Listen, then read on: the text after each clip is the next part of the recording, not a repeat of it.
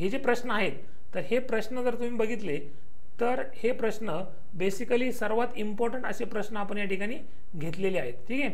आता संगणकावरती सगळ्या ज्या गोष्टी आहेत संगणकाच्या त्या डिटेलमध्ये आपण डिस्कस करणार आहोत. त्याच्या संदर्भातलं जर बघितलं तर इन डिटेल तुम्हाला प्रत्येक गोष्टीचं एक्सप्लेनेशन आपण या ठिकाणी देणार आहोत. त्या टॉपिक कसा तयार झाला तिथून पुढे कसा आपल्याला अभ्यास करायचा आहे याचं पण आपण या ठिकाणी डिटेल डिस्कशन आज करणार आहोत. चला मग आपण पुढचा प्रश्न घेऊया. सो इंटरनेटवरील सुविधांचा योग्य क्रम लावा. सो या ज्या सुविधा आहेत बघा, या ज्या सुविधा आहेत म्हणजेच काय रे, या ज्या सुविधा म्हणजेच काय, या ज्या काही वेबसाईट्स आहेत किंवा जे ॲप्लिकेशन्स आहेत तर त्यांचा योग्य कालक्रम आपल्याला लावायचा आहे. ठीक आहे. सो या ठिकाणी असं नाही की तुम्ही कॉम्प्युटरचे स्टुडंट असले पाहिजेत किंवा तुम्हाला त्याचं माहिती असलं पाहिजे, नाही, पण एक जनरल इन्फॉर्मेशन जी आहे तर ते जनरल इन्फॉर्मेशन तुमच्याकडे असणं गरजेचं आहे. सो तुम्ही या ठिकाणी जर बघितलं तर ॲमेझॉन तुम्हाला माहिती आहे, गुगल तुम्हाला माहिती, स्नॅपचॅट तुम्हाला माहिती, फेसबुक तुम्ही वापरतात रोज, बरोबर. फक्त त्यांचा घटना कालक्रम जो आहे तर तो तुम्हाला माहिती असणं आवश्यक आहे. म्हणजे कशाची स्थापना कधी झाली होती किंवा त्यांची सुरुवात कशी झाली. ठीक आहे. त्यांची सुरुवात कशी झाली ह्या गोष्टी तुम्हाला माहिती असणं आवश्यक आहे. सो आता या ठिकाणी जर बघितलं तर प्रत्येक जण गुगल वापरतो, ॲमेझॉन वापरतो, स्नॅपचॅट वापरतो, राईट. बट यांची सुरुवात कशा प्रकारे झाली हे तुम्हाला या ठिकाणी माहिती असणं आवश्यक आहे. सो या ठिकाणी जर बघितलं तर ॲमेझॉन, गुगल 1998ला सुरुवात झाली होती, राईट. सर्जी ब्रेन यांनी, लॅरी पेज आणि सर्जी ब्रेन यांनी गुगलची सुरुवात केली होती. Snapchat, Facebook, right. Google, Facebook, Snapchat, Amazon. आता जर या ठिकाणी जर बघितलं तर फेसबुक जे आहे तर हे फेसबुक तुम्हाला सर्वांना माहिती आहे 2004 साली सुरू झालेलं आहे, 2004 साली. ॲमेझॉन त्याच्या आधी सुरू झालेलं आहे, बरोबर. सो अशा प्रकारे जर तुम्हाला एकदा एक गोष्ट जर तुम्हाला कळाली की त्यावरनं तुम्ही बाकीच्या गोष्टीचा व्यवस्थित क्रम लावू शकता. ठीक आहे. सो आपण या ठिकाणी काही सेकंड्स पण तुम्हाला या ठिकाणी देणार आहोत, ठीक आहे, ज्याच्या थ्रू तुम्ही याचं उत्तर काढू शकता. ठीक आहे.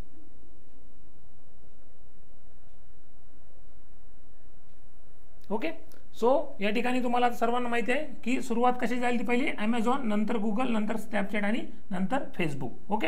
हां, आता त्यासोबत त्यांचे कोणी ते शोधलं किंवा कोणा त्याचे संस्थापक आहेत हे पण तुम्हाला माहिती असणं आवश्यक आहे. ॲमेझॉनचे कोण आहे? Jeff Bezos. सो कधी कधी जोड्या लावायला प्रश्न पण येऊ शकतो. गुगल, सर्जी ब्रिन आहे, Larry page, Facebook, mark Zuckerberg. So अशा प्रकारे तुम्हाला त्याची माहिती असणं पण आवश्यक आहे. नेक्स्ट क्वेश्चन घेऊया आता आपण. हां, आता या ठिकाणी बघा तसाच प्रश्न या ठिकाणी लगेच आलेला आहे की पुढीलपैकी योग्य जोडी ओळखा. योग्य जोडी ओळखा म्हणजेच काय की ह्या ज्या ॲमेझॉन असेल, गुगल असेल, ट्विटर असेल किंवा यूट्यूब असेल तर यांचा शोध कोणी लावला, शोधला म्हणण्यापेक्षा या कोणी सुरू केल्या. ठीक आहे. सो आता या ठिकाणी जर तुम्ही बघितलं ॲमेझॉन आत्ताच आपलं झालं जेफ बेसॉस. आता साबर भाटिया जे आहे तर साबर भाटिया यांनी हॉटमेलचे जे संस्थापक आहे हॉटमेलची, ठीक आहे, हॉटमेलची. सो ॲमेझॉन जेफ बेसॉस, मग ते असतं ते बरोबर असतं. Google, Sergey Brin and Larry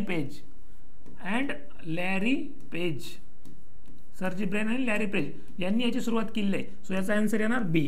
Twitter, आता हे जुलियन असाज कशाचे होते? जुलियन असाज विकिलिक्स ही जी काही एक वेबसाईट होती त्याचे जुलियन असाजने केलेलं आहे, राईट. ट्विटरचं कोण होतं? Jack Dorsey. ट्विटर कोणी सुरू केलं होतं? Jack Dorsey. पण हे जे जॅक डॉर्सी आहे त्यांच्याकडनं 2022ला ट्विटर इलॉन मस्कने $44 बिलियन हा अमेरिकेतला एक मोठा व्यवहार झाला होता आणि त्याच्या अंतर्गत ट्विटर इलॉन मस्कने त्या ठिकाणी विकत घेतलेलं आपल्याला बघायला येतं. ठीक आहे. Jawed Karim YouTube, right, and Henry Chad यांनी यूट्यूबची सुरुवात केलेली आपल्याला बघायला मिळते. सो याचा आन्सर काय येणार बघा. करेक्ट आन्सर विचारलंय कोण? So Google, Sergey Brin and Larry Page. कधी कधी सर्जी ब्रिन असतं, कधी कधी लॅरी पेज असतं. सो ते दोन्ही पण माहिती असणं आवश्यक आहे. सो अशा प्रकारे या ठिकाणी जर बघितलं तर प्रत्येक गोष्ट इन डिटेल जर तुम्हाला माहिती असेल तर त्याचा तुम्हाला 100% फायदा एक्झामला होऊ शकतो. ठीक आहे. चला मग पुढे जाऊया. आता नेक्स्ट क्वेश्चन बघा.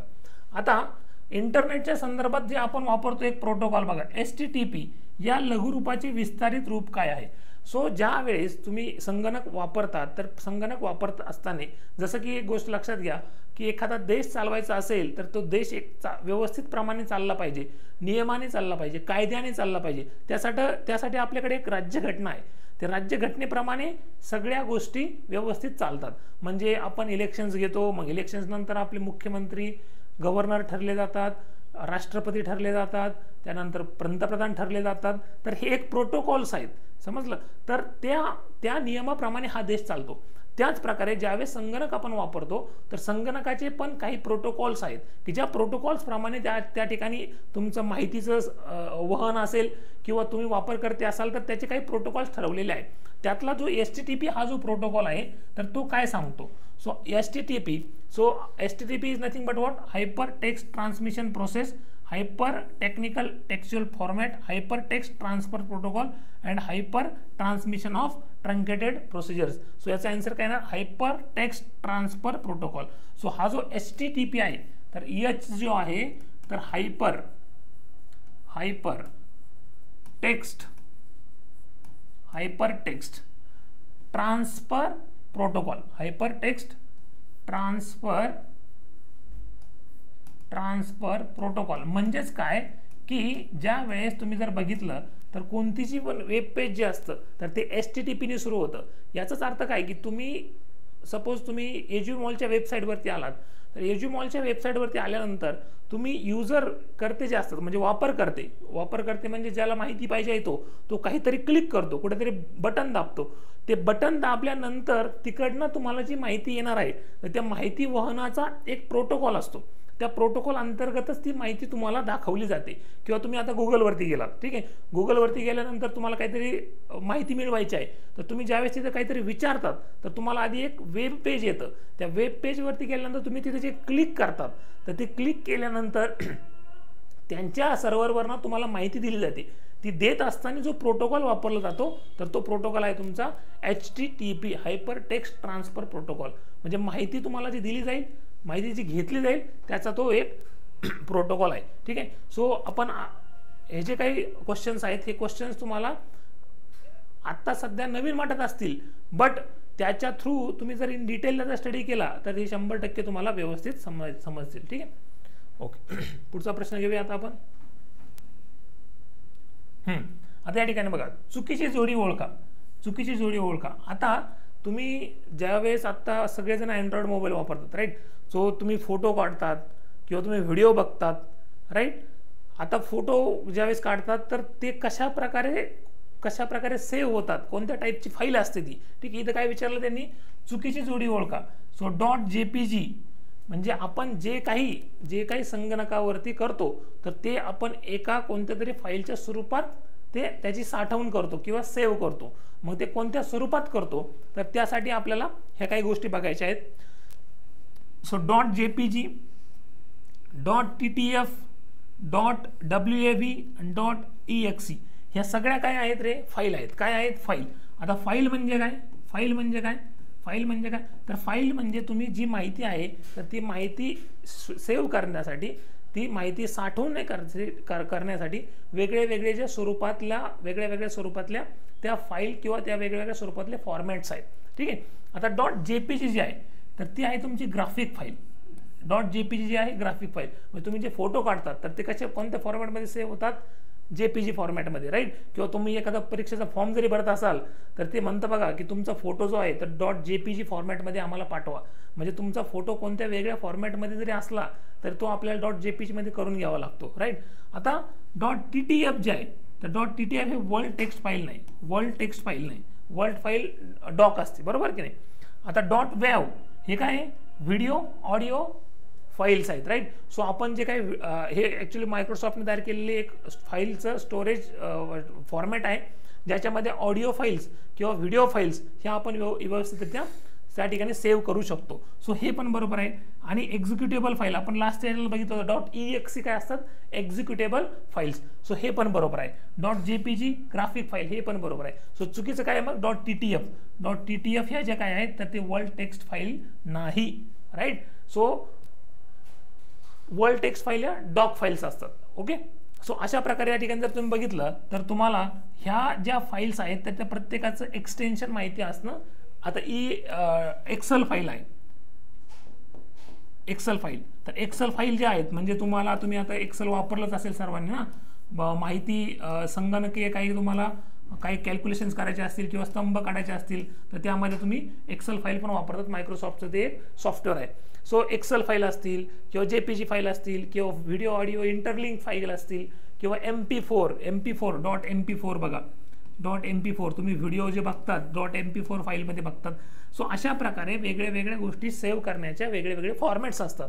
तर ते फॉर्मॅट्स आपल्याला फक्त या ठिकाणी व्यवस्थित स्टडी करायचे आहेत. ठीक आहे, समजलंय सर्वांना? ओके, चला पुढे जाऊया आता.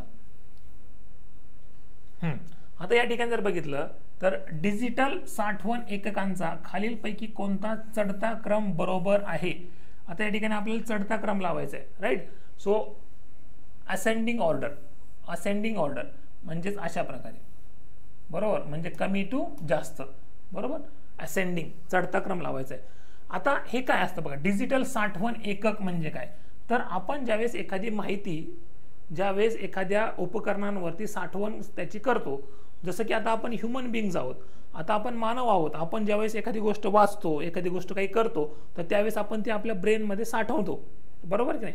तसंच प्रकारे हे जे मशीन्स आहेत किंवा जे कॉम्प्युटर्स आहेत, तर हे कॉम्प्युटर असेल किंवा तुमचा मोबाईल असेल, बरोबर की नाही, तर तुमच्या मोबाईलमध्ये ज्यावेळेस तुम्ही फोटो काढतात तर ती एक फाईल तयार होते आणि ती तुमच्या मोबाईलमध्ये सेव्ह होते. मग त्या ज्या मोबाईलची कॅपॅसिटी किती, तो असे किती प्रकारची माहिती साठवण क्षमता त्याची आहे, राईट. तुमच्याकडे व्हिडिओज आहेत, ऑडिओज आहेत, त्यानंतर तुमच्याकडे फोटोज आहेत.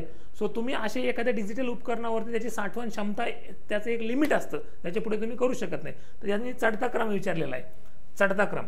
So megabyte, pentabyte, gigabyte, terabyte, megabyte, terabyte, pentabyte, gigabyte. आता त्याच्यापूर्वी तुम्हाला हे माहिती असणं गरजेचं आहे, सगळ्यात बेसिक युनिट जे असतं तर ते बाईट आहे, बरोबर.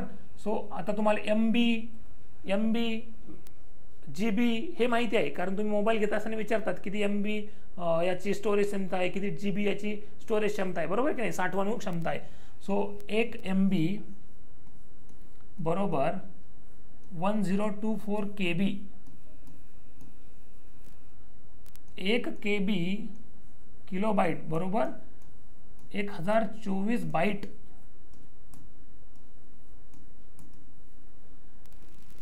1 GB बरोबर 1024 MB, 1 TB म्हणजे 1024 गिगाबाईट्स, टेराबाईट, आणि मग पेंटाबाईट्स येतो. सो अशा प्रकारे जर तुम्ही बघितलं तर इथे आपण एक ॲड करूया किंवा इथेच खाली घेऊया. So 1 terabyte TB is equal to 1024 GB आणि मग 1 petabyte is equal to 1024 terabyte. So अशा प्रकारे त्यांचे साठवणचे क्षमतेचे युनिट्स आहेत, ठीक आहे, साठवण क्षमतेचे ते युनिट्स आहेत. तर ते युनिट्स तुम्हाला माहिती पाहिजे. मग या ठिकाणी जर तुम्ही बघितलं तर कसं येईल बघा, चढता क्रम पाहिजे, चढता क्रम म्हणजे इकडे सगळ्यात जास्त पाहिजे आपल्याला, बरोबर की नाही. मग या ठिकाणी जर तुम्ही बघितलं तर मेगाबाईट, पेंटाबाईट, गिगाबाईट, नाही मेगाबाईट तर गिगाबाईट आलं पाहिजे, बरोबर की नाही. मेगाबाईट, गिगाबाईट, टेराबाईट आणि पेंटाबाईट.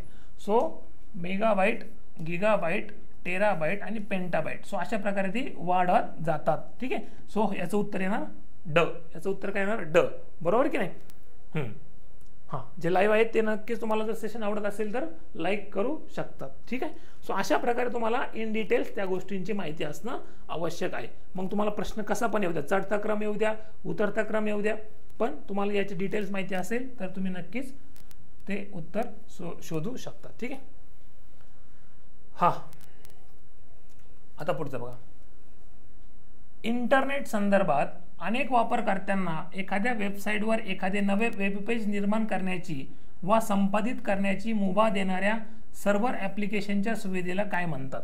म्हणजेच काय की असं एक वेब पेज तयार केलेलं आहे, एक असं वेबपृष्ठ तयार केलेलं आहे ज्या ठिकाणी तुम्ही स्वतः जाऊन वेगळे युजर्स, वेगळे वापरकर्ते जाऊन त्या ठिकाणी स्वतः ती माहिती देऊ शकतात. जसं की विकिपीडिया जी आहे बघा, विकिपीडिया हा आज जर बघायला गेला तर जगातला सगळ्यात मोठा संदर्भ ग्रंथ आपल्याला असला बघायला मिळतो. आता विकिपीडियाचं एक वैशिष्ट्य काय बघा, हे विकिपीडिया एक वेब पेज तयार केलेलं आहे, वेबपृष्ठ तयार केलेलं आहे ज्याच्यावरती तुम्हाला सगळ्या गोष्टींची माहिती मिळते. आता जसं की तुम्हाला एखाद्या गोष्टीची माहिती पाहिजे की पहिलं मराठा ब्रिटिश युद्ध कधी झालं होतं, राईट. आता विकिपीडियाने असं एक वेब पेज तयार केलेलं आहे की तुम्हाला जरी वाटलं की त्यामध्ये काही माहिती ॲड करायची आहे, माहिती काहीतरी एक मिसिंग आहे, तर तुम्ही त्यामध्ये ते ॲड करू शकतात. कळलं? म्हणजेच पहिलं मराठा इंग्रज युद्ध त्यामध्ये तुम्ही स्वतः ॲड करू शकतात, किंवा ब्रिटिशांचं बंगालमधलं पहिलं युद्ध काय होतं, किंवा कोणतीही गोष्ट ज्यावेळेस तुम्हाला माहिती पाहिजे असते त्यावेळेस तुम्ही गुगलवरती जातात. गुगलवरती गेल्यानंतर गुगल काय करतं, त्याच्या ऑथेंटिक रिलेटेड जे काही वेब पेजेस आहेत ते तुम्हाला देतं. त्यातलं विकिपीडिया हे आजपर्यंत जर बघायला गेलं तर सगळ्यात मोठं वापरलेला संदर्भ ग्रंथ आपल्याला बघायला मिळतो. तर हा जो विकिपीडिया आहे तर हा एक मोठा शब्द जो काही कोश निर्माण केला तर तो एका माणसाने सुरू केलं वेब पेज, आणि ज्याच्यामध्ये त्याने असं केलं की प्रत्येकजण प्रत्येकाच्या माहितीप्रमाणे त्याच्यामध्ये माहिती ॲड करू शकतो. म्हणजेच आता असं आहे की तुम्हाला जर वाटलं की एखाद्या विषयामध्ये तुम्ही स्वतःची तिथं माहिती ॲड करायची तर ती तुम्ही तिथे करू शकतात. त्यालाच आपण विकिपीडिया किंवा विकी असं म्हणतो. ठीक आहे. आता हे हॅकिंग, ट्रॉल, सायबरनॉटिक्स हे काही याच्याशी संदर्भित नाही. हॅकिंग म्हणजे काय असतं की सपोज तुमचा जो काही कॉम्प्युटर आहे किंवा तुमचं जे काही डिव्हाइस आहे तर त्यामध्ये तुमच्या विदाऊट परमिशन, तुमची परमिशन न घेता एखाद्या व्यक्तीने हस्तक्षेप करणे याला हॅकिंग असं म्हणतात. त्याचे वेगवेगळे प्रकार पण आहेत. ठीक आहे. फिशिंग आहे, राईट. वेगळे वेगळे स्पॅम पण असतात त्यामध्ये, राईट. ट्रोल करणे म्हणजे काय की एखाद्या व्यक्तीला त्या सपोज आता जे काही सामाजिक माध्यम आहेत आपले सोशल मीडिया प्लॅटफॉर्म्स आहेत तर त्या ठिकाणी एखाद्या व्यक्तीबद्दल अपशब्द बोलणे आणि त्या गोष्टीला जास्तीत जास्त लाईक करणे, अशा प्रकारे त्याला ट्रोलिंग असं म्हणतात. ठीक आहे. ओके, चला पुढे जाऊया आता आपण. आता या ठिकाणी बघा, इंटरनेटवरील सुविधांचा पुढीलपैकी कोणता कालक्रम योग्य आहे. म्हणजेच काय की कुणाची सुरुवात कधी कधी झालेली आहे. कुणाची सुरुवात कधी कधी झालेली आहे. ठीक आहे. सो आता या ठिकाणी बघा, हे काय IMDb, नंतर आहे गुगल, लिंक्डइन आहे आणि YouTube. So Google, IMDb, YouTube, LinkedIn. आता तुम्हाला गुगलची तर माहिती आहे 1998ला Sergey Brin and Larry Page, 4 September 1998ला गुगल सुरुवात झालं होतं. लिंक्डइन 2003ला सुरू झालेलं आहे. यूट्यूब 2005ला सुरू झालेलं आहे, राईट. आणि त्यानंतर IMDb 1990ला सुरू झालेला आहे. ठीक आहे. सो अशा प्रकारे तुम्हाला यांचे साल जर माहिती असतील तर तुम्ही योग्य प्रमाणे त्यांचा क्रम लावू शकतात. ठीक आहे. आता या ठिकाणी असं बघा, त्यांनी कालक्रम योग्य असं विचारलंय, बट ते कसा पाहिजे, असेंडिंग का डिसेंडिंग, चढता की उतरता हे काय सांगितलेलं नव्हतं. तरी पण आपल्याला या ठिकाणी जर बघितलं तर हा जो क्रम आहे तर तो योग्य वाटतोय. सो IMDb 1990, गुगल 1998, ठीक आहे. लिंक्डइन 2003ला सुरुवात झालं होतं आणि यूट्यूब 2005ला सुरू झालेलं आपल्या या ठिकाणी बघायला मिळतं. ठीक आहे. चला आता पुढे जाऊया. हां, पुढीलपैकी योग्य जोडी ओळखा. योग्य जोडी याचा अर्थ काय की कशाची सुरुवात कुणी केलेली आहे. ठीक आहे. हां, सो गुगल जे आहे बघा, बिल गेट्स काय रे, मायक्रोसॉफ्ट, बरोबर की नाही, बरोबर. गुगल 4 सप्टेंबर 1998ला. Larry Page and Sergey Brin आणि लॅरी पेज यांनी सुरुवात केली होती, बरोबर, गुगलची. हॉटमेल, साबर भाटिया, बरोबर. टिम कुक काय आहे, ॲपल, राईट, ॲपलचा तो आहे founder. Bill Gates Microsoft. Wikipedia Jimmy Wales आणि YouTube Richard Salson. So Wikipedia ही जिमी वेल्स यांनी सुरू केलेली आपल्याला बघायला येते. आणि विकिपीडियाबद्दल आत्ताच आपण या ठिकाणी डिटेल डिस्कशन केलेलं आहे. विकिपीडिया काय आहे सगळं आपण आत्ता डिस्कशन केलेलं आहे. आणि YouTube Jawed Karim, right. And right, Hurley Charts. So यांनी यूट्यूब सुरू केलेलं आपल्याला बघायला मिळतं 2005 साली. सो अशा प्रकारे आता गुगल, हॉटमेल, त्यानंतर आता तुम्हाला व्हॉट्सॲप, फेसबुक सगळ्यांना माहिती आहे. फेसबुक मार्क झुकरबर्गने सुरू केलं तर, ट्विटर जॅक डॉर्सीने सुरू केलं, बट 2022 साली $44 बिलियन व्यवहार होऊन तो इलॉन मस्कने या ठिकाणी विकत घेतलेला आहे. सो तुम्ही जे काही सोशल मीडिया प्लॅटफॉर्म आज वापरतात, राईट, फेसबुक असेल, ट्विटर असेल, गुगल असेल, जे काही वापरतात, इंस्टाग्राम असेल, तर ते कुणी सुरुवात केली, कधी सुरू केली, हे एक माहिती असणं आपल्याला या ठिकाणी आवश्यक आहे. ठीक आहे. चला पुढे जाऊया आता आपण. इंटरनेट आधारित खालील सेवांचा योग्य कालानुक्रम लावा. हां, बघा आता फेसबुक, त्यानंतर व्हॉट्सॲप, गुगल कधी सुरू झालं आहे हे तुमच्या बेसिक नॉलेजवरती या ठिकाणी आता तुम्ही सांगू शकता. ठीक आहे.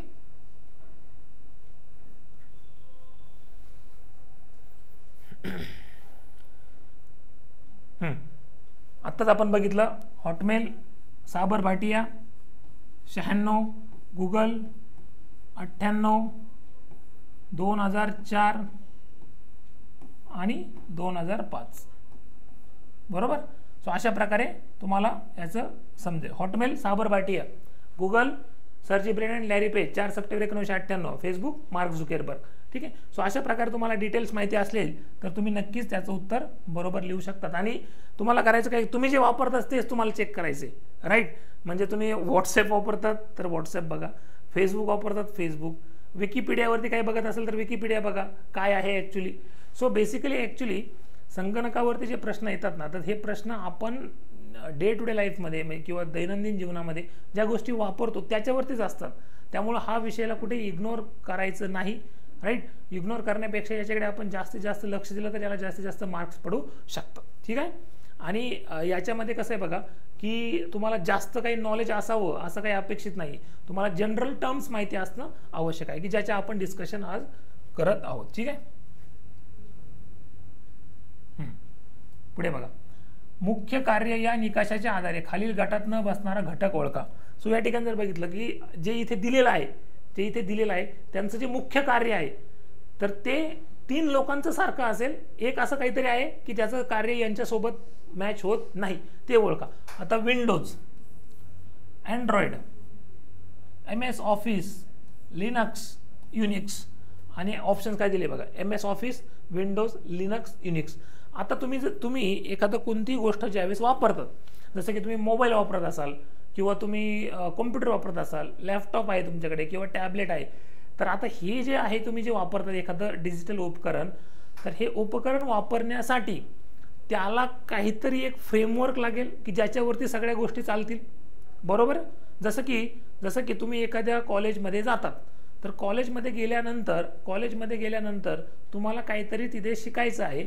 मग त्यासाठी तुम्हाला काय काय लागेल, तिथं बेंचेस लागतील बसण्यासाठी, तिथे तुम्हाला शिक्षक लागतील शिकवण्यासाठी, बाकी सगळ्याच गोष्टी लागतील. जसं की तिथं वॉशरूम्स लागतील, त्या ठिकाणी तुम्हाला प्रॉपर बेंच लागतील, प्रॉपर कॅन्टीन लागेल. याचाच अर्थ तुम्हाला एखादी गोष्ट जर करायची असेल तर तिथे बेसिक प्लॅटफॉर्म असणं आवश्यक आहे की ज्या गोष्टीतनं सगळ्या गोष्टी त्या ठिकाणी कंप्लीट होतील. तसंच एखादं डिजिटल उपकरणावरती तुम्हाला काहीतरी करायचं आहे तर त्यासाठी एक बेसिक प्लॅटफॉर्म असणं आवश्यक आहे, ज्याला आपण ऑपरेटिंग सिस्टम असं म्हणतो की त्या ऑपरेटिंग सिस्टमवरती त्या सगळ्या गोष्टी चालतात. ठीक आहे. सो आता या ठिकाणी जर तुम्ही बघितलं विंडोज, अँड्रॉइड, लिनक्स आणि युनिक्स ह्या काय आहेत तर सगळ्या ऑपरेटिंग सिस्टम्स आहेत. काय आहेत? Operating system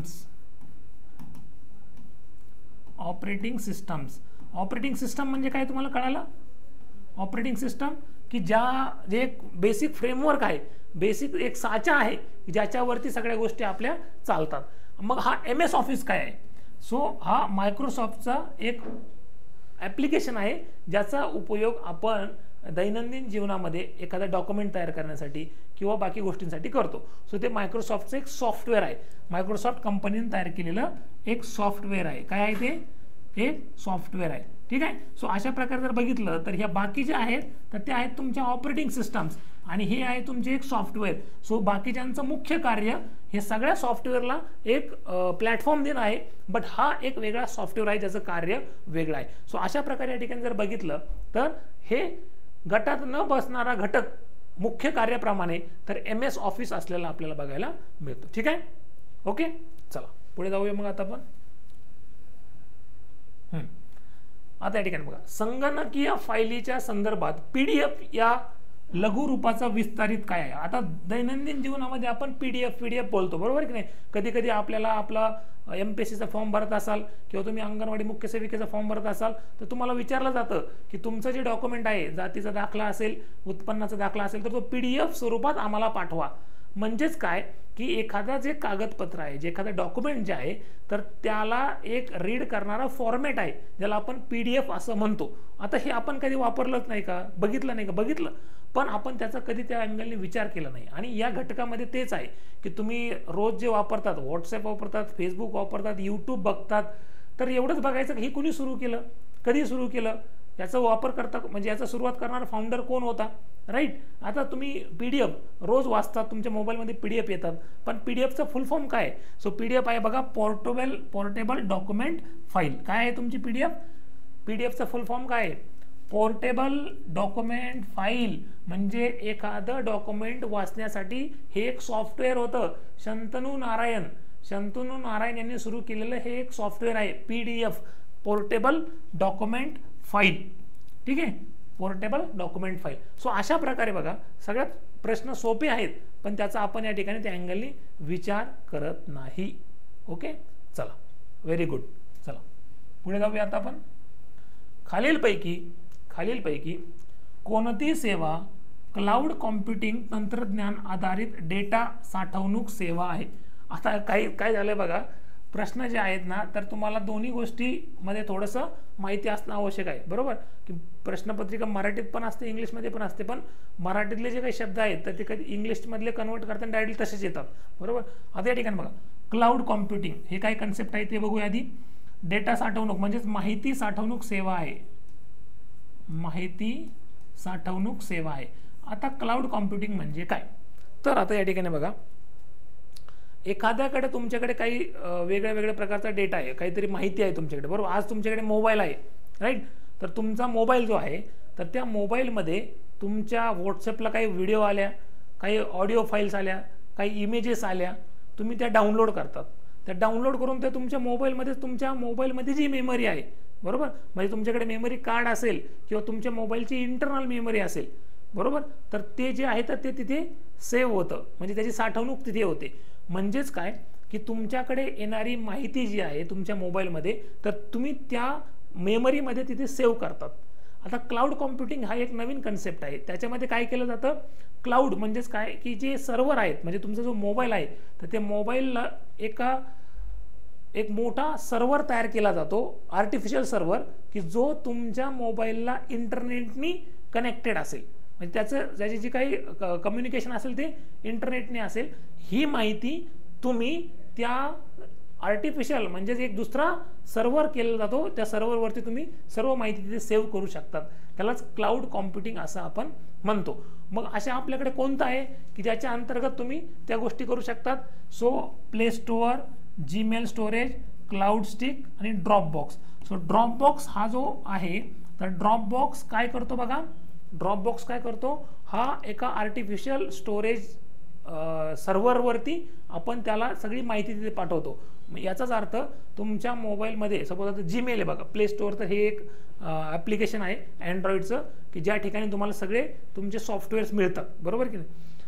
Gmail storage, Gmail म्हणजे तुम्ही जे काही ईमेल्स एकमेकांना पाठवतात तर ते स्टोअर तुमच्याच मोबाईलवरती होत असतात, राईट. आता ड्रॉपबॉक्स काय आहे की ड्रॉपबॉक्स ही एक असं ॲप्लिकेशन आहे की त्याचं जी मेमरी आहे तर ती एक सर्व्हर आहे, आर्टिफिशियल तयार केलेला.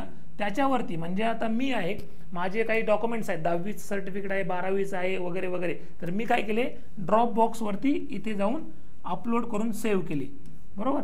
तर ते माझे जे काही डॉक्युमेंट्स आहेत तर ते सगळे या सर्व्हरवरती जाऊन सेव्ह झालेले आहेत.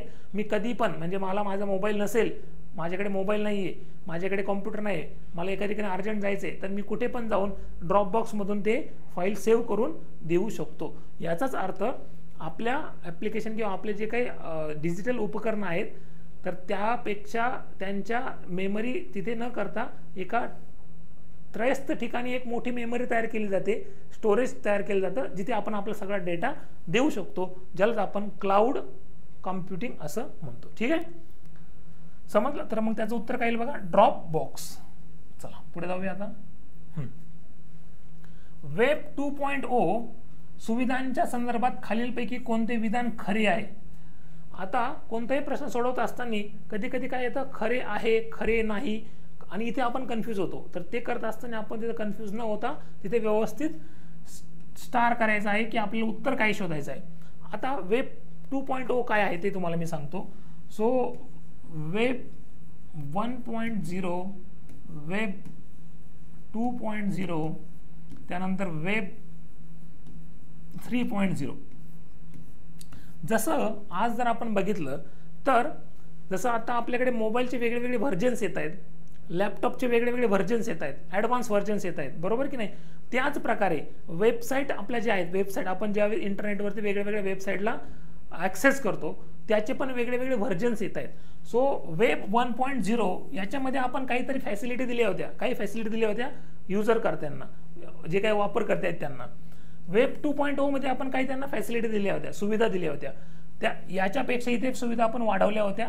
त्यानंतर वेब 3.0 सध्या सुरू आहे, त्याच्यामध्ये आणखी जास्त आपण त्या ठिकाणी सुविधा वाढवलेल्या आहेत.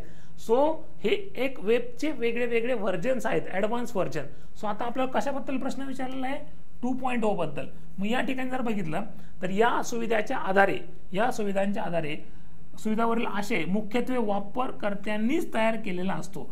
सो या ठिकाणी जर बघितलं तर या वेब 2.0 वरती तुम्हाला ज्या सुविधा भेटतात तर त्याचा आशय म्हणजेच या ठिकाणी जर तुम्ही बघितलं, the content on this facilities is generated mostly by the users. So जो कंटेंट आहे, कंटेंट त्या वेबवरचा, तर तो हा पर्टिक्युलरली या ठिकाणी युजर जे आहेत म्हणजे तुम्ही जे वापरकर्ते आहेत त्यांनीच तयार केलेला आपल्याला बघायला मिळतो. सो या वेगळ्या वेगळ्या वेबच्या वेगळ्या वेगळ्या स्टेजेस आहेत. ठीक आहे, चला पुढे जाऊया आता आपण. हां, खालीलपैकी योग्य जोडी ओळखा. योग्य जोडी ओळखा की इकडे जे दिलेलं आहे आणि इकडे जे आहे तर त्या मॅच होणारे पेअर्स कोणते आहेत. सो या ठिकाणी जर तुम्ही बघितलं, Ubuntu operating system, Excel word processing software, AVI transfer file transfer protocol, SDD cloud साठवणूक सुविधा. सो या ठिकाणी जर तुम्ही बघितलं तर उबंटू जी आहे, उबंटू ही काय आहे रे, ऑपरेटिंग सिस्टम. आणि ऑपरेटिंग सिस्टम म्हणजे काय तुम्हाला आता सर्वांना समजलं आहे. ऑपरेटिंग सिस्टम म्हणजे एक कोणतंही असेल, आता सपोज तुम्ही लॅपटॉप घेतला, बरोबर की नाही, लॅपटॉपला तुम्ही मायक्रोसॉफ्ट विंडोज 11, 10 या ऑपरेटिंग सिस्टम आधी इन्स्टॉल करतात आणि त्याच्यावरती तुमचा लॅपटॉप चालतो.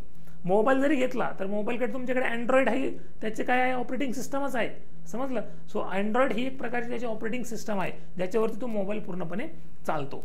आता उबंटू असेल, लिनक्स असेल, विंडोज असेल, राईट, अँड्रॉइड असेल, हे काय आहेत, ऑपरेटिंग सिस्टम आहेत. काय आहेत, ऑपरेटिंग सिस्टम. एक्सेल, एक्सेल एक वर्ड प्रोसेसिंग सॉफ्टवेअर आहे का, नाही. एक्सेल काय आहे, मग एक्सेल तुम्हाला जर बघितलं तर तुमच्याकडे ज्या गणितीय क्रिया असतात, गणितीय क्रिया करण्यासाठी मायक्रोसॉफ्टने किंवा तुम्हाला माहितीचं काही विश्लेषण करायचं आहे त्यासाठी तयार केलेलं एक सॉफ्टवेअर आहे, एक्सेल सॉफ्टवेअर. AVI काय, audio video interlink, audio video interlink. So तुमच्या ज्या मायक्रोसॉफ्टने तयार केलेलं एक सॉफ्टवेअर आहे, ऑडिओ फाईल्स असतील, व्हिडिओ फाईल्स असतील तर त्या या स्वरूपात सेव्ह केल्या जातात. ठीक आहे. आणि एक क्लाउड साठवणूक सुविधा नाही. क्लाउड साठवणूक सुविधा काय आहे बघा, क्लाउड कॉम्प्युटिंगमध्ये आपण बघितलंय, बरोबर की नाही, जे क्लाउड स्टोरेज आहे त्या ठिकाणी तुम्ही माहिती साठवणूक करू शकता. सो याचा आन्सर काय येणार बघा, उबंटू. काय आहे ती, ऑपरेटिंग सिस्टम. ओके, चला पुढे जाऊया. हां, संज्ञापन तंत्रज्ञानाचा खालीलपैकी कोणता कालानुक्रम योग्य आहे. Which of the following is the correct chronology of communication technology. So या कम्युनिकेशन टेक्नॉलॉजी जे आहेत ज्याला आपण संज्ञापन तंत्रज्ञान असं म्हणतो, त्यांचा कालानुक्रम लावा. कालानुक्रम म्हणजे काय, कोणत्या गोष्टीचा शोध आधी लागला, कोणाचा नंतर लागला. ठीक आहे. सो या ठिकाणी जर तुम्ही बघितलं तर सगळ्यात आधी कशाचा, आता या ठिकाणी जर तुम्हाला एक सोपं जर सांगितलं, आधी संगणक आले होते की आधी रेडिओ आले होते, काय आलं होतं आधी, हां आधी कोण आलं होतं, संगणक आला होता का आधी रेडिओ आला होता आधी, बट ऑब्वियस काय होतं, आधी आला होता रेडिओ, नंतर आले होते संगणक. सो या ठिकाणी जर बघितलं तर हा ऑप्शन तुमचा जाणार. त्याच्यापूर्वी, रेडिओ येण्याच्या पूर्वी, आता हे स्थिर छायाचित्रण जे आहे, स्थिर छायाचित्रण म्हणजेच काय की तुमचा एखादा फोटो काढला तर तो एका स्थिर याच्यामध्ये, कॉन्स्टंट याच्यामध्ये सेव्ह होणं, त्याला स्थिर छायाचित्रण म्हणतो. सो आपण जर बघितलं तर सगळ्यात सुरुवातीला 1826 ला स्थिर छायाचित्रण हे पहिल्यांदा सुरू करण्यात आलं. त्यानंतर जर बघितलं तर रेडिओ मार्कोलीनी सुरू केला, बरोबर नाही, मार्कोली यांनी रेडिओ सुरू केला 1890s मध्ये. ठीक आहे. त्यानंतर संगणक आला आणि त्यानंतर इंटरनेट आला. चार्ल्स बॅबेजने संगणक सुरू केलं तर चार्ल्स बॅबेज, बरोबर, आणि त्यानंतर मग इंटरनेट आलं. सो अशा प्रकारे तुम्हाला इंटरनेट आधी जगात आलं, नंतर भारतात कधी आलं याच्यावरती पण आपण डिस्कशन केलेलं आहे. सो या ठिकाणी जर बघितलं तर स्थिर छायाचित्रण आधी सुरू झालं, रेडिओ मार्कोलीने सुरू केला, नंतर संगणक चार्ल्स बॅबेजने सुरू केला आणि नंतर मग आपल्याकडे इंटरनेट आलेलं आपल्याला बघायला मिळतं. सो अशा प्रकारे त्या घटनेचा कालानुक्रम आपल्याला लावायचा आहे. इथे तुम्हाला कोणतेही नॉलेज असणं आवश्यक नाही, पण माहिती असणं आवश्यक आहे. प्रत्येक गोष्टीची माहिती आपल्याला इन डिटेल असणं आवश्यक आहे. ठीक आहे. पुढे जाऊया आता. हां, रचना आणि कार्य या निकषावर खालील गटात न बसणारा घटक ओळखा. म्हणजे ज्यासाठी त्या गोष्टी तयार केलेल्या आहेत त्यापेक्षा वेगळी गोष्ट कोणती ते दिली बघा. आता फेसबुक तुम्ही सगळे वापरतात, जीमेल वापरतात, मायस्पेस वापरतात, ऑर्कुट वापरतात, लिंक्डइन वापरतात. ठीक आहे. सो याच्यापैकी वेगळं असं कोणतं आहे की जे या ठिकाणी जर तुम्ही बघितलं तर त्यासाठी वापरत नाही. चला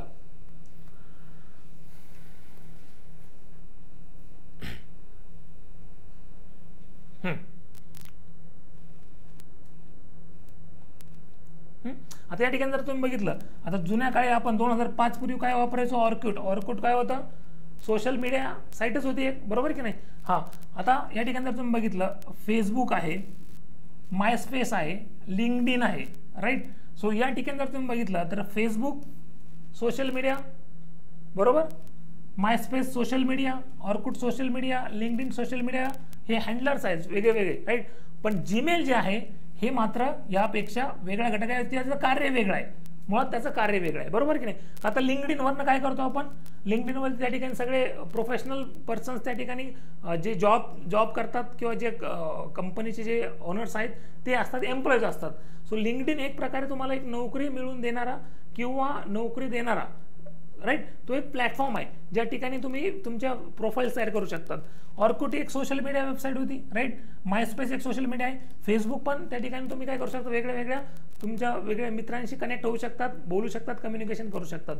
आणि जीमेल काय, मात्र जीमेल हे एक कम्युनिकेशनचं साधन आहे गुगलने तयार केलेलं, ज्या ठिकाणी आपण एक प्रोफेशनल माहिती आपल्याला काही कोणाला द्यायची असेल किंवा त्याच्याकडनं घ्यायची असेल त्यासाठी आपण वापर करतो. सो या ठिकाणी जर बघितलं तर न बसणारा घटक, गटात न बसणारा घटक. सो बाकीच्यांचं कार्य वेगळं आहे आणि जीमेलचं कार्य वेगळं आहे. सो या ठिकाणी उत्तर काय येणार, जीमेल. उत्तर काय येणार, जीमेल, बरोबर. चला पुढे जाऊया आता. इंटरनेट संदर्भात URL या इंग्रजी लघु स्वरूपाचे विस्तारित रूप काय. URL जसं बघा, तुम्हाला तुमचा एखादा ऍड्रेस द्यायचा असेल, तुमचा पत्ता द्यायचा असेल, मग तुम्ही देतात ना की हा हे गाव, हा तालुका, हा जिल्हा आणि हा माझा पिनकोड. मग ज्या वेळेस तुम्ही गुगलवरती येतात, गुगल काय एक ब्राउझर आहे, त्यावेळेस ज्यावेळेस तुम्ही त्याला विचारतात की मला MPSCची फॉर्म भरायचा आहे, सो MPSC ऑनलाईन MPSC तुम्ही टाकतात आणि एंटर करतात. मग ते ब्राउझर काय करतं, तुम्हाला MPSC वेबसाईट ज्या ठिकाणी आहे म्हणजे या स्टोरेजवरती, या मेमरीवरती, या इंटरनेटवरती जिथे ती स्टोअर केलेली आहे तिकडे घेऊन जातं. सो तिचे URL आहे ज्याच्यावरती तुम्ही क्लिक करतात, MPSC वेबसाईट जिथे क्लिक करतात म्हणजेच तुम्ही MPSCच्या पत्त्यावरती जातात. सो डिजिटल स्वरूपामध्ये URL अशा प्रकारे आपल्याला म्हणता येईल की तो एक प्रकारे त्या ठिकाणचा पत्ता आहे, MPSCच्या वेबसाईटचा पत्ता, ॲड्रेस, कळालं. So URL nothing but what, universal resource locator. काय आहे ते तुमचं, युनिव्हर्सल रिसोर्स लोकेटर.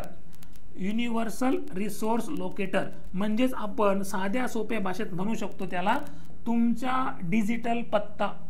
तुमचा डिजिटल पत्ता काय, तो डिजिटल पत्ता, बरोबर. तुम्ही तयार केलेली वेबसाईट जी आहे तर त्या वेबसाईटचा तो पत्ता आहे, राईट. त्या प्रकारे तुम्ही तिथेपर्यंत पोहोचू शकतात, तिथे जाऊ शकतात. ठीक आहे, समजलं. ओके, चला पुढे जाऊया आता आपण. आता या ठिकाणी बघा, संख्यात्मक तथ्यांवर प्रक्रिया करण्यासाठी व विश्लेषण करण्यासाठी खालीलपैकी कोणते सॉफ्टवेअर वापरले जाते. म्हणजेच काय, which of the following software is use to process and analyse quantitative data. म्हणजे तुमच्याकडे काहीतरी वेगळं माहिती आहे, त्या माहितीवरती तुम्हाला क्वांटिटेटिव्ह प्रोसेस अँड अनालिसिस करायचं आहे, त्याचं विश्लेषण करायचं आहे. त्याचं काय करायचं आहे, विश्लेषण करायचं आहे. तर SSQN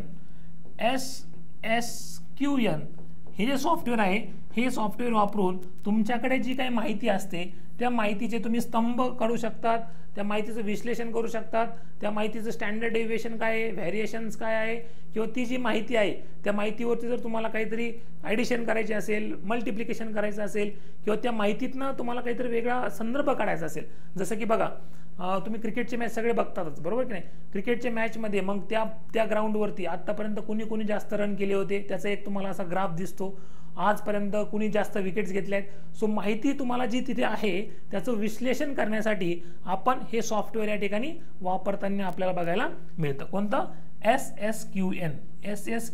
सो ते काय करतं, आपल्या माहितीचं संख्यात्मक तथ्यांवरती प्रक्रिया करून आपल्याला त्याचं विश्लेषण करून देणारं सॉफ्टवेअर असलेलं आपल्याला बघायला मिळतं. ठीक आहे, चला पुढे जाऊया.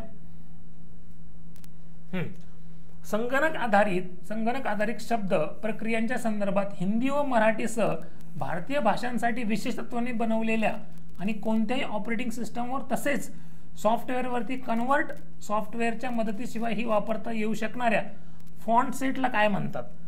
म्हणजेच काय की या ठिकाणी बघा की तुम्ही ज्या वेळेस एखादा मोबाईल वापरतात तर मोबाईलवरती ज्यावेळेस तुम्ही आता व्हॉट्सअप सगळेच वापरतात, बरोबर की नाही?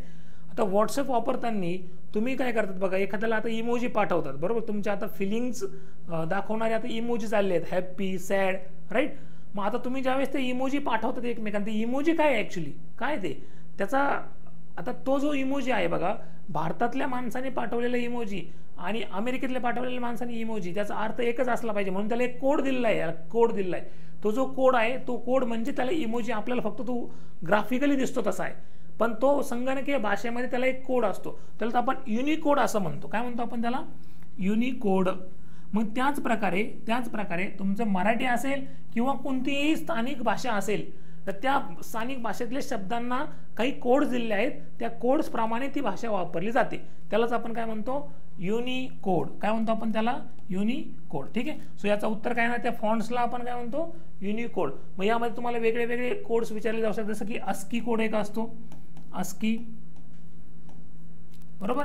So American standard code for interchange of information, त्याचा फुल फॉर्म आहे American standard code for interchanging the information. म्हणजे तुम्हाला जसं आता आपण या ठिकाणी जर उदाहरण घेतलं, 1 किलो वजन म्हणजे तुम्ही इथे मोजा किंवा अमेरिकेत जाऊन मोजा, 1 किलो म्हणजे 1 किलोच असतं. त्याच प्रकारे त्याला स्टँडर्डाइज केलेलं आहे, मग त्याला एक प्रकारे आपण स्टँडर्ड करून ठेवलं की हे म्हणजे हे असं. त्याचप्रमाणे काही कोड्स असतात, काही शब्द असतात, त्यांना आपण त्या ठिकाणी स्टँडर्डाइज केलेलं आहे. ठीक आहे. चला पुढे जाऊया. संगणक व इंटरनेट संदर्भात खालीलपैकी योग्य जोडी ओळखा. ठीक आहे ना. काय कशाला काय म्हणतात? आता टीबी, टेराबाईट तुम्हाला माहिती आहे, प्ले स्टोअर, पिक्सल, USB. आता मला सांगा, या ठिकाणी तुमच्या माहितीप्रमाणे जर तुम्ही बघितलं तर टीबी काय रे? म्हणजे तुम्ही जी माहिती साठवणूक करतात त्याचं एक एकक आहे, एक युनिट आहे, माहिती साठवणूक एकक, त्याला आपण टेराबाईट असं म्हणतो, बरोबर की नाही? 1 TB बरोबर 1024 GB, ज्याला आपण गिगाबाईट म्हणतो. 1 GB बरोबर 1024 MB, 1 MB बरोबर 1024 KB. MB GB आपण जे म्हणतो ना, मेमरी कार्ड किती MB आहे, किती GB आहे, म्हणजेच काय त्याच्यात आपण साठवणूक किती करू शकतो. आणि मग टेराबाईट आणि पेंटाबाईट, 1 पेंटाबाईट बरोबर 1024 टेराबाईट. म्हणजेच काय, हे टेराबाईट जे आहे तुमचं माहिती साठवणूक एकक आहे, माहिती साठवून ठेवण्याचं जे युनिट आहे, म्हणून याचं काय योग्य जोडी म्हणजेच ती येणार, बरोबर की नाही? त्याचं उत्तर येणार ए, बरोबर. मग आता या ठिकाणी बघा, प्ले स्टोअर काय आहे? ऑपरेटिंग सिस्टम आहे का प्ले स्टोअर? नाही. तुम्ही मोबाईलमध्ये अँड्रॉइड ही ऑपरेटिंग सिस्टम वापरतात, ज्याच्यामध्ये प्ले स्टोअर हे एक ॲप्लिकेशन आहे, ज्याच्यावरती तुम्हाला सगळे जे ॲप्स आहेत ॲप्लिकेशन ते भेटतात. ठीक आहे ना. सो सगळ्या ॲपचं एकत्रित असणारं ते एक ॲप आहे, बरोबर की नाही? Play store. पिक्सल काय आहे रे? एखादी जी इमेज असते किंवा एखादा जो फोटो असतो, सपोज हा तुमचा फोटो आहे, हे आहात तुम्ही फोटोमध्ये, ठीक आहे, हा तुम्ही आहात, तर हा जो फोटो आहे ना, तर या फोटोला जर तुम्ही बघितलं तर हा फोटो खरं जर बघितलं तर असा असतो बघा, असा असतो, ज्यामध्ये हे जे एक छोटा एकक आहे याला पिक्सल आप म्हणतो. काय म्हणतो आपण याला? पिक्सल. सो एखादा जो चित्र आहे तर त्या चित्राचं बेसिक युनिट पिक्सल असतं. आता तुम्हाला हे चित्र दिसतं, याचा अर्थ काय? इथं जो पिक्सल आहे तर त्या पिक्सलची किंमत वेगळी असते, इथे वेगळी, इथे वेगळी, इथे वेगळी, इथे वेगळी, इथे वेगळी, इथे वेगळी, इथे वेगळी. सो आपल्याला एखादं जी इमेज दिसते, पिक्चर दिसतं, याचाच अर्थ फक्त ते आपल्याला पिक्सल दिसतात, पिक्सल दिसतात. जर तुम्ही एखादी मोठी स्क्रीन असेल ना, तर त्या स्क्रीनवर तुम्हाला लगेच दिसतं ते पिक्सल पिक्सल पिक्सल पिक्सल. ठीक आहे, ओके. चला. आणि USB काय आहे तुमचं? ज्या वेळेस तुम्हाला तुमचं एखादा डिजिटल डिव्हाइस आहे तर ते ज्यावेळेस तुम्हाला दुसरीकडे कनेक्ट करायचं असतं तर ते कनेक्शनसाठी दिलेली एक पोर्ट आहे, ज्याला आपण USB असं म्हणतो. ठीक आहे. चला पुढे जाऊया. डॉट डॉक म्हणजेच काय रे? वर्ड फाईल आहे की पिक्चर फाईल आहे की डिलीटेड फाईल आहे की ड्रायव्हर्स फाईल आहे? सो डॉक काय तुमची ही आहे? World file. काय आहे? World file. सो तुम्ही जे एखादा वर्ड फाईलमध्ये जाऊन ज्यावेळेस एखादा डेटा सेव्ह करतात तर तो .doc म्हणून सेव्ह होतो. ठीक आहे. सो माहिती साठवणूक करणारे वेगळ्या वेगळ्या फाईल्स असतात. .doc आहे, .excel आहे, .executable आहे, .gpg आहे, .jpg आहे. सो ह्या वेगळ्या वेगळ्या प्रकारच्या माहिती साठवणाऱ्या फाईल्स आहेत. बरोबर की नाही. वर्ड डॉक्युमेंट जे आहे की टेक्स्ट असतं फक्त, तुम्ही एखादं ॲप्लिकेशन लिहिले, काहीतरी वर्ड्स लिहिले आहेत ते सेव्ह करतायत म्हणजे ते डॉक्युमेंट फाईलमध्ये सेव्ह होणार. तुम्ही काहीतरी मोठं तुमच्याकडे माहिती आहे, बरोबर की नाही, संख्या आहेत, तर ते एक्सेलमध्ये तुम्ही सेव्ह करतात.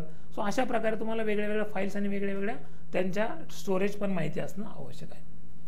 पुढे जाऊया आता. संगणकाच्या परिभाषेत खालीलपैकी कशाची क्षमता सर्वात जास्त आहे. सो आता तुम्हाला इथे जर बघितलं तर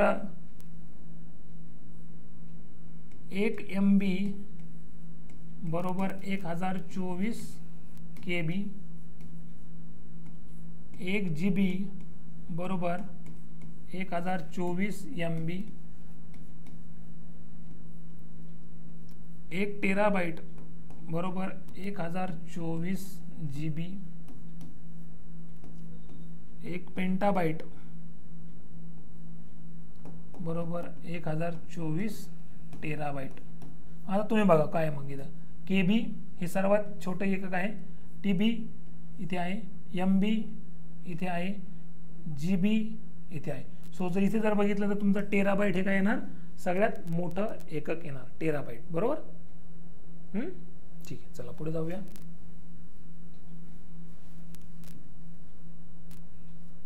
स्कायपी इज युजली यूज्ड फॉर. स्कायपीचे सॉफ्टवेअर आपण वापरतो. सो कशासाठी वापरतो आपण ते, इंटरपर्सनल कम्युनिकेशन. म्हणजे तुमचे जे आता तुम्ही जर बघा ऑनलाईन जे इंटरव्ह्यू होतात, तुम्हाला ऑनलाईन एखादा इंटरव्ह्यू द्यायचा आहे किंवा ऑनलाईन कोणासोबत तरी कनेक्ट व्हायचं आहे, व्हिडिओ कॉल करायचा आहे, बट प्रोफेशनल व्हिडिओ कॉल, तर त्यासाठी आपण स्कायपी हे सॉफ्टवेअर या ठिकाणी वापरताना आपल्याला बघायला मिळतं. जसं की तुम्हाला गुगल मीट पण आहे, राईट. तुम्ही झूम ॲपवरनं पण करू शकतात कनेक्ट. झूम आहे, गुगल मीट आहे. आता हे वेगवेगळ्या कंपनीने तयार केलेले सॉफ्टवेअर्स आहेत ज्याच्या थ्रू तुम्ही भरपूर साऱ्या लोकांसोबत व्हिडिओ कॉलनी कनेक्ट होऊ शकतात. ठीक आहे. इंटरपर्सनल कम्युनिकेशनसाठी स्कायपी हे आपण सॉफ्टवेअर वापरताना आपल्याला बघायला मिळतं. ठीक आहे.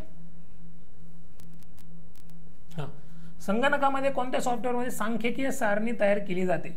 सांख्यिकीय सारणी म्हणजेच काय की गणितीय तुम्हाला काही क्रिया करायच्या आहेत, मॅथमॅटिकल काही ऑपरेशन्स करायचे आहेत, तर ते कुठे केले जातात, आपल्या डिस्कशन प्रमाणे जर बघितलं तर एक्सेलमध्ये केले जातात. एक्सेल. मायक्रोसॉफ्ट वर्ड ही .doc फाईल असते, .doc, ज्यामध्ये तुम्ही फक्त काय करू शकतात, काहीतरी लिहू शकतात. बरोबर ना. हां, ही अशी जी फाईल आहे ती .doc फाईल, ज्याला आपण मायक्रोसॉफ्ट वर्ड असं म्हणतो. एक्सेल म्हणजे कसं, या ठिकाणी तुम्हाला टेबल्स असतात, टेबल फॉर्मॅटमध्ये. बरोबर की नाही. मग इथे तुम्ही वेगळे वेगळे माहिती साठवणूक करू शकता. सपोज एखादा विद्यार्थी आहे, त्याचा अनुक्रमांक आहे, त्याची मार्क्स आहेत, त्याच्या आईचं नाव आहे, वडिलांचं नाव आहे, त्याचा मोबाईल नंबर आहे. सो अशा प्रकारे त्याची माहिती तुम्ही मॅथमॅटिकल माहिती त्या ठिकाणी सेव्ह करू शकतात. त्याला आपण एक्सेल फाईल असं म्हणतो. आणि पॉवर पॉईंट म्हणजे हेच आता जे तुम्हाला हे दाखवतो हे पॉवर पॉईंट प्रेझेंटेशनच आहे. ठीक आहे. पुढील जोड्यांपैकी कालानुक्रम विरुद्ध असलेली जोडी ओळखा. म्हणजेच काय की कालानुक्रम वेगळा आहे त्यांचा, अशा प्रकारची जोडी ओळखा. आता पहिलं बघा, पहिले काय होतं, मेन फ्रेम कॉम्प्युटर्स होते, नंतर आले डेस्कटॉप. बरोबर. मग डेस्कटॉप होते, नंतर आले लॅपटॉप, नंतर लॅपटॉप होते, नंतर आले टॅबलेट. बट टॅबलेट नंतर लॅपटॉप आले का, आधी टॅबलेट आले मग लॅपटॉप आले असं आहे का, नाही. सो ह्या आहे त्यांचा चुकीचा क्रम. म्हणजेच पण इथे विचारलं आहे की विरुद्ध हा आहे म्हणून त्याचं उत्तर काय येणार, हे येणार. ठीक आहे. सो हा विरुद्ध क्रम आहे. मेन फ्रेमकडनं आपण आलो डेस्कटॉपकडे. मेन फ्रेम म्हणजे असे यापेक्षाही मोठे मोठे पहिले कॉम्प्युटर होते. बरोबर. एका मोठ्या मोठ्या रूम एवढा एक कॉम्प्युटर, त्याला म्हणायचं आपण मेन फ्रेम कॉम्प्युटर. त्याच्यामध्ये डायोड्स वापरले जायचे. मग आपण मायक्रो प्रोसेसर्स आणून त्यांची साईज कमी केली आणि आपण आलो डेस्कटॉपकडे. डेस्कटॉप म्हणजे आपले कॉम्प्युटर्स. नंतर डेस्कटॉपकडनं आपण आलो लॅपटॉपकडे. डेस्कटॉपला पण कमी करून आपण लॅपटॉप आणले. मग लॅपटॉपलाही कमी करून आपण आणले टॅबलेट्स. बट टॅबलेटवरनं लॅपटॉपकडे गेलो का, नाही. सो याचं उत्तर येणार बघ सी. चला पुढे जाऊया. ओके. पुढे दिलेल्या संगणकाच्या स्मृती मापनाची एकके उतरत्या क्रमाने मांडा. उतरत्या म्हणजे असा, म्हणजे सगळ्यात जास्त ते सगळ्यात कमी. सो या ठिकाणी जर तुम्ही बघितलं, ठीक आहे ना. सो तुम्हाला इथे गिगाबाईट दिसतंय, मेगाबाईट दिसतंय, टेराबाईट, बाईट आणि बीट. सो आता या ठिकाणी जर बघितलं तर काय येणार उत्तर याचं बघा.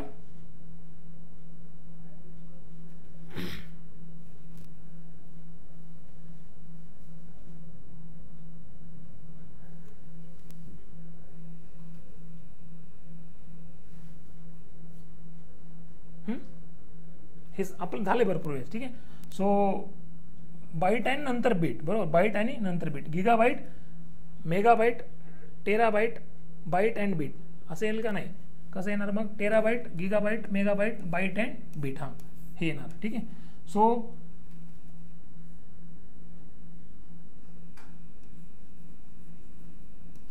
एक 1024 बाईट, एक बाईट बरोबर 1024 बीट, एक MB बरोबर 1024 KB, एक GB बरोबर 1024 MB, एक टेराबाईट बरोबर 1024 गिगाबाईट, ठीक आहे. सो आधी येणार टेराबाईट, नंतर येणार गिगाबाईट, नंतर येणार मेगाबाईट, नंतर येणार बाईट आणि नंतर येणार बीट. आधी बाईट आणि नंतर बीट, ठीक आहे. सो आन्सर येणार 1, बरोबर. चला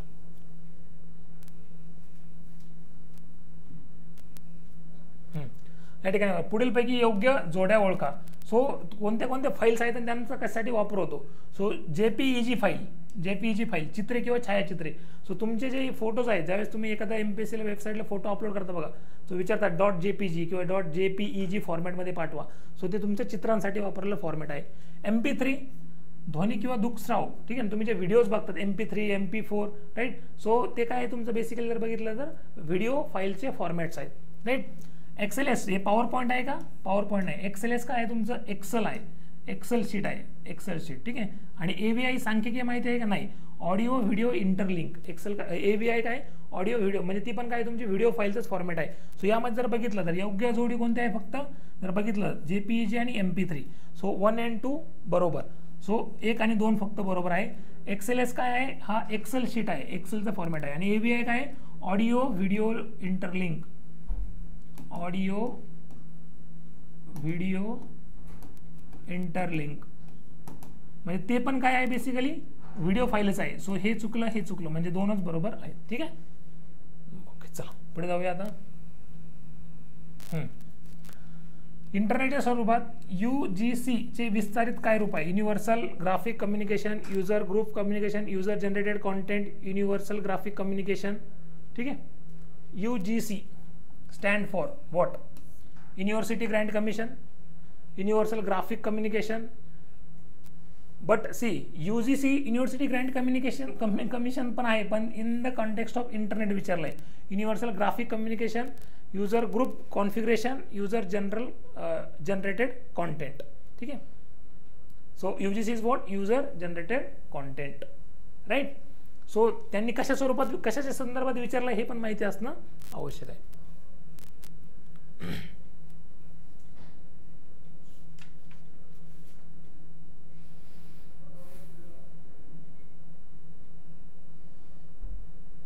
चला पुढे जाऊया. फोटो किंवा चित्रावर प्रक्रिया करण्यासाठी पुढीलपैकी कोणते सॉफ्टवेअर वापरले जाते? हां, सो तुम्ही ज्या काही वेगळे वेगळे ऑपरेशन्स करतात, राईट. म्हणजे की फोटो एडिट करणं असेल, त्याचा कलर चेंज करणं असेल, त्याला क्रॉप करणं असेल, त्याची साईज कमी करणं असेल, ह्या सगळ्या गोष्टी तुम्ही कशात करू शकतात? येस सर, तुम्ही करू शकतात फोटोशॉपमध्ये. कशामध्ये? कोणतं सॉफ्टवेअर? त्यासाठी फोटोशॉप हे सॉफ्टवेअर असलेलं आपल्याला बघायला मिळतं, ज्याच्या अंतर्गत तुम्ही सगळ्या गोष्टी या करू शकतात, ठीक आहे. नेक्स्ट बघा, इंटरनेटच्या संदर्भात पुढेपैकी चुकीची जोडी ओळखा. म्हणजे जे डोमेन असतात बघा, डोमेन, त्या डोमेनच्या संदर्भात तुम्हाला चुकीची जोडी कोणती आहे हे ओळखायचं आहे. .gov म्हणजे ज्यावेळेस एखादं गव्हर्नमेंट संकेतस्थळ असतं सरकारी, त्यावेळेस आपण .gov वापरतो. .com म्हणजे एखादं व्यापारी संकेतस्थळ असेल तर त्या ठिकाणी वापरतो. सो हे दोन्ही पण बरोबर आहे. विचारलंय चुकीची. .ac हे हिशोबाचे संकेतस्थळ आहे का? नाही. .edu हे संकेतस्थळ एज्युकेशन, सो हे शैक्षणिक संकेतस्थळ आहे. आणि .ac काय असतं बघा? शैक्षणिक संकेतस्थळाचंच एक उपस्थळ असतं ते, ठीक आहे. याचाच एक सब पार्ट असतो. संकेतिक स्थळाचं जर एक छोटं डोमेन असेल तर त्याला आपण .ac असं म्हणतो. सो हे चुकलेलं आहे. हे हिशोबाचे संकेतस्थळ नसून ते शैक्षणिक संकेतस्थळाचे एक उपस्थळ आहे, म्हणून याचं उत्तर येणार .ac, ठीक आहे. ते कारण ते चुकीचं आहे, ठीक आहे. आता .temp ही कोणत्या प्रकारची फाईल आहे? .temp. सो .temp जी आहे तर ती तुमची असते टेम्पररी फाईल. कोणती आहे? टेम्पररी फाईल, कोणती फाईल आहे? टेम्पररी. टेम्पररी फाईल म्हणजे काय असतं? ज्यावेळेस तुम्ही एखादं सॉफ्टवेअर इन्स्टॉल करतात, आता तुम्ही तुमच्या मोबाईलमध्ये जर बघितलं, ज्यावेळेस तुम्ही एखादं नवीन ॲप्लिकेशन इन्स्टॉल करतात, तर ते इन्स्टॉल करत असताना त्याला सपोर्टला काही फाईल्स लागतात, तर त्या टेम्पररी फाईल म्हणून तिथे तयार केले जातात, ज्याच्या थ्रू ते तुमचं ॲप्लिकेशन व्यवस्थित चालतं. किंवा तुम्ही लॅपटॉपमध्ये एखादं जर काहीतरी डाउनलोड केलं, एखादं ॲप्लिकेशन डाउनलोड केलं किंवा एखादं सॉफ्टवेअर डाउनलोड केलं, तर त्यावेळेस तुम्ही जर सी ड्राईव्हमध्ये गेलात आणि त्या सॉफ्टवेअरवरती जर क्लिक केलं, तुम्हाला वेगवेगळे फाईल्स बघायला भेटतात. त्यात .temp एक फाईल असते की जी काय करते, बेसिकली तुम्हाला या ठिकाणी सगळ्या टेम्पररी फाईल ज्या आहेत त्या ठिकाणी सेव्ह करते, ज्या सपोर्टला काम करतात. ठीक आहे. ETH म्हणजेच काय? ETH म्हणजेच उच्च शिक्षणासाठी संगणकाचा वापर करणे, ज्याला आपण म्हणतो ETH. हे आता सर्व कॉमन आहे ते, ठीक. खूप वेळेस विचारलेला प्रश्न आहे. ट्विटरचा वापर साधारणपणे कशासाठी केला जातो? ट्विटरचा वापर. सो ट्विटरचा वापर आपण कशासाठी करतो? इंटरपर्सनल कम्युनिकेशन म्हणजेच काय की मोठ्या सामाजिक समूह, सॉरी. सो ट्विटरचा वापर बेसिकली ट्विटरला आपण इंटरपर्सनल पण करू शकतो, बट ट्विटरचा मेन वापर कशासाठी केला जातो? मोठ्या सामाजिक समूहाशी संज्ञापन करण्यासाठी, बरोबर की नाही? म्हणजे गुप्त माहितीचे आदान प्रदान करतो का? नाही. इलेक्ट्रॉनिक मेल पाठवतो का? नाही. आंतरव्यक्ती संज्ञापन करू शकतो, पण तो मेन वापर त्याचा नाही आहे, कारण तुम्ही ट्विटरवरती असं पर्सनल एकमेकांना नाही करू शकत. बट ट्विटर आज कशासाठी फेमस आहे की तुमचं जे म्हणणं आहे ते कमी शब्दामध्ये मोठ्या समाजासमोर मांडणे. 280 वर्ड्समध्ये आपण वापरतो ट्विटरमध्ये, राईट. डॅक जॉर्सी त्यांनी सुरुवात केली होती. नंतर 2022 साली एलॉन मस्कने $44 बिलियन अमेरिकन बिलियन डॉलर्सला त्या ठिकाणी ते विकत घेऊन मोठा व्यवहार केला होता. त्याचा काय आहे की त्या ट्विटरवरती तुमचं एक अकाउंट असतं, ज्याच्या थ्रू तुम्ही तुमचा मेसेज हा खूप साऱ्या लोकांपर्यंत एकाच वेळेस पाठवू शकतात. म्हणजेच काय? मोठ्या सामाजिक समूहाशी तुम्ही कम्युनिकेशन्स करतात, बरोबर की नाही? मग आपण म्हणतो ना, इलॉन मस्कने असं ट्विट केलं, नरेंद्र मोदीने असं ट्विट केलं, म्हणजेच काय? त्यांना जे म्हणायचं आहे तरी 280 शब्दामध्ये त्यांनी खूप साऱ्या लोकांपर्यंत पोहोचवलं. ठीक आहे. आभासी वर्ग म्हणजे काय? व्हर्च्युअल क्लासरूम म्हणजेच काय? याला पण आपण एक व्हर्च्युअल क्लासरूमच म्हणू शकतो, ज्या ठिकाणी शिक्षकांना प्रत्यक्ष वर्गात उपस्थित राहणं गरजेचं नसतं. ते एका ठिकाणी असतात, मुलं एका ठिकाणी असतात, म्हणजे डिस्टन्स लर्निंग ज्याला दूरस्थ शिक्षण. याच्या अंतर्गत शिक्षक एका ठिकाणी, मुलं एका ठिकाणी, ते कनेक्ट होतात त्या ॲप्लिकेशनच्या माध्यमातून आणि त्या प्रकारे शिक्षण घेऊ शकतात. म्हणजे शिक्षकांना प्रत्यक्ष वर्ग खोल्यांमध्ये उपस्थित राहणं अपेक्षित नसतं. शिक्षकांनी वर्गात प्रत्यक्ष हजर राहणं आवश्यक नसतं. त्यालाच आपण काय म्हणतो? आभासी वर्ग. याला पण तुम्ही एक एक्झाम्पल घेऊ शकता. एक स्टुडिओ आहे, इथे मी काहीतरी रेकॉर्ड करतोय जे तुम्हाला विद्यार्थ्यांपर्यंत पोहोचणार आहे. ठीक आहे. सो शिकवण्यासाठी तुम्ही इथे यायचं, तुम्ही इथे बसावं असं काही नाही. ठीक आहे.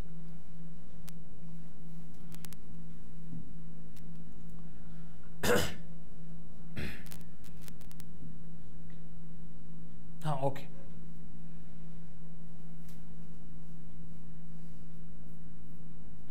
काही क्वेश्चन जे आहेत ते डाऊटफुल्स आहेत. सो ब्रॉडबँड ही संज्ञा सामान्यतः कशा संदर्भात वापरली जाते? ब्रॉडबँड. आता इंटरनेट जे आहे, तर ते इंटरनेट जर बेसिकली बघितलं तर ते इंटरनेट आपण वेगळ्या वेगळ्या स्वरूपात आपल्या PC पर्यंत किंवा आपल्यापर्यंत घेऊ शकतो. तर वायरच्या स्वरूपात त्याच्या इलेक्ट्रॉनिक्सच्या ज्या इंटरनेटच्या ज्या वेव्स आहेत, त्या वायरच्या स्वरूपात ज्यावेळेस आपण एखाद्या कॉम्प्युटरला कनेक्ट करतो, त्यालाच आपण ब्रॉडबँड सर्व्हिस असं म्हणतो, जे की इंटरनेटच्या संदर्भात आपल्याला हे असलेलं माहिती येतं. ठीक आहे. ओके, ठीक आहे. किंमत आणि वेळ या संदर्भात आंतरराष्ट्रीय संज्ञापनाचा सर्वात किफायतशीर मार्ग म्हणजे कोणता? म्हणजेच काय की तुम्हाला कम्युनिकेशन करायचं, एक काहीतरी कम्युनिकेशन की तुम्ही भारतात आहात, एक जण अमेरिकेमध्ये आहे, तुम्हाला आत्ता काहीतरी त्याला माहिती पाठवायची आहे, तर त्यात यापैकी कोणता एकदम किंमत आणि वेळ म्हणजे पैसे आणि टाईमच्या स्वरूपात सगळ्यात किफायतशीर मार्ग आहे? तार करणे, तार तर आता बंद झाली, त्याच्यामुळे हा काही प्रश्नच नाही. टेलेक्स करणं खूप वेळ लागेल, फॅक्स करणं त्यालाही वेळ लागेल, पण ईमेल जो आहे, तुमचा ईमेल जो आहे, तर तो एक दोन सेकंदात लगेच त्या माणसाला तिकडे जाऊ शकतो. सो कितीही अंतरावर तो माणूस असला तरी तुम्ही टाईम आणि पैशाच्या स्वरूपात जर बघितलं तर इमिजिएट कम्युनिकेशन करून त्यापर्यंत ती माहिती पोहोचवू शकतात. ठीक आहे. कॉपीराईट कायदा काय संरक्षित करतो? सो कॉपीराईट कायदा जो आहे, तर तो बेसिकली जर बघितलं तर तुमचं कॉम्प्युटर प्रोग्राम्स, दृकश्राव आशय हे जे आहेत, कल्पना, कार्यप्रणाली, पद्धती, सिस्टम्स, ज्ञान, प्रतिक्रिया, आरेखने. सो बेसिकली कॉपीराईट हा जो कायदा आहे, तर तुमच्या इंटेलेक्च्युअल प्रॉपर्टी आहे, बौद्धिक संपदा जी आहे, तर ती बौद्धिक संपदा याला संरक्षित करणारा कायदा आहे. मग तुमचे जे काही तुमचं बेसिकली तुमचं स्वतःचं जे काही नॉलेज असेल किंवा ज्ञान असेल, तर इंटलेक्च्युअल प्रॉपर्टी जे असेल तुमचे त्याला संरक्षण करणारा हा कायदा असलेला आपल्याला बघायला मिळतं. ओके, सो अशा प्रकारे या ठिकाणी जर बघितलं तर सगळ्यात इम्पॉर्टंट जे आहेत संगणकावरचे प्रश्न ते आपण या ठिकाणी कव्हर केलेले आहेत. यानंतर तुम्हाला याच म्हणजे आता मुख्याध्यापक अंगणवाडी मुख्य सेविका जे आहे त्यांच्यासाठी अशाच प्रकारचे प्रश्न विचारले जाऊ शकतात. यानंतर तुम्हाला GS GK किंवा अंकगणित बुद्धिमत्ता याच्याही असेच इम्पॉर्टंट जे क्वेश्चन्स आहेत ते या चॅनलवरती घेतले जाणार आहेत. सो नक्कीच तुम्ही या चॅनलला सबस्क्राईब करून ठेवा आणि हा व्हिडिओ तुम्हाला आवडला असेल तर नक्की या ठिकाणी तुम्ही त्याला लाईक करा. ठीक आहे. Thank you very much for watching this session. Thank you all.